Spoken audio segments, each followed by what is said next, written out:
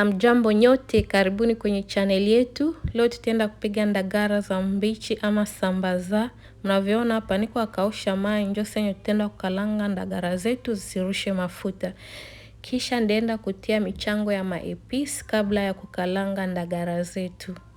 Kusudi zikauke ya mai mzuri nizitia kujua kwa lisali moja, kisha nikageuze upande ingine nayo nikaitia kwa lisali moja, kisha nikazikalanga. Mtanisamee Kiswahili mbili naanza kuchanga pamoja. Niko changa Kiswahili ya Kenya na Kiswahili ya Kongo. Vyote mtaelewa pamoja kwa sababu Kenya wanakula ndagara na Kongo wanakula ndagara.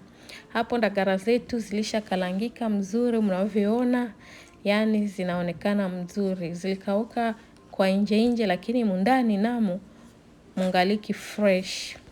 Baada kuzikalanga nilitumikisha tomate ya kopo kuzipiga, lakini unaweza kutumikisha tomate ya mbegu ama vyote viwili kama unapenda. Kisha nikaongeza mai mtomate juu ya kutengeneza supu ama sosi ya kupiga ndagara, aka omena, aka dagaa wabichi, aka small fish, aka you name it.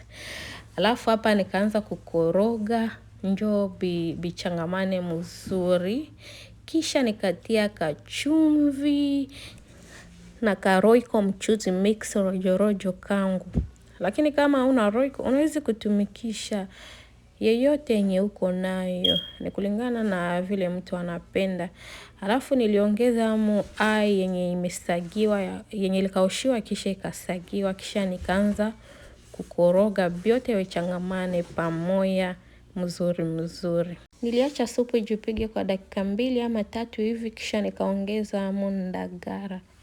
Tafadhali kama hujasubscribe kwenye channel hii, uhakikishe umesubscribe kwa sababu tutakuja na mapishi mengine ya Waswahili, yani ya kutokea kwetu, na mara mingi nitakuwa mimi naongea kwa Kiswahili ili bandugu yetu wenye bataji abone baende banasikia lugha mzuri, na pia mara nyingine nitakuwa mimi naongea kwa English kwa sababu hii ni international channel na najua watu wengi wa manchi tofauti watasubscribe kwa hii channel. Tunajua kupika chakula ya Africans, tunajua kupika chakula ya Asians, tunajua kupika American food, tunajua kupika Canadian food. Yani tunajua mapishi tofauti, na pia kila mtu anakaribishwa kuwa anatoa maoni yake. Wakati unaona mapishi umefanywa na kuna maepisi zenye unafikiri zinaweza kuongezewa, unakuwa tu unatia hapo kwenye comment, tutakuwa tunasoma na tunajibia. Hapo mnavyoona baada kutia maji niliongeza peanut butter, yani kalanga yenye ilisagiwa, kisha nikaongeza pia chonga. Wenye hawajui chonga ni njugu yenye imesiagwa, ya ndio yenye nimeongeza hapo ndani. Yani inafanyanga food kwa na taste nyingine hapo kali. Alafu inafanyanga supu, yani inakuwa mzito. Supu inakuwa sauce bloque. Ndio maana tumeitia mboga zetu kwa juu. Mnakumbuka tulitia supu ya mingi sana. Kisha chonga inakuwa inasaidia supu inakaza, na tena inafanyaka mboga zinakuwa na guya bien sana. Yani ukiweka njugu yenye imesiagwa kwa mboga zako, inazifanya gazi kwa na taste nyingine hapo kali sana.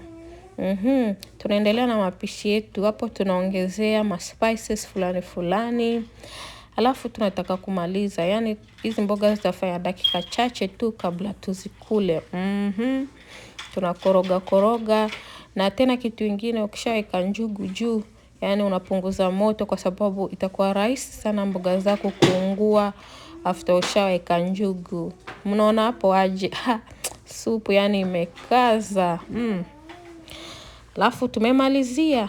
Yani tulikuwa tushapika ugali na mboga zetu ndo hizo ziko tayari. Yani hapa kuna bakia tu kumanga, yani kukula bugali bien kabisa. Muone mboga vile zinapendeza. Very yummy, delicious looking food. Ona supu vile inakaza. Sauce bloque. supu ya nguvu, yaani supu mzito. Chakula inapendeza kweli. Tukaribie mezani. Bon appetit kwetu sote. Yaani na kukula tule kwa macho. Okay, asanteni sana.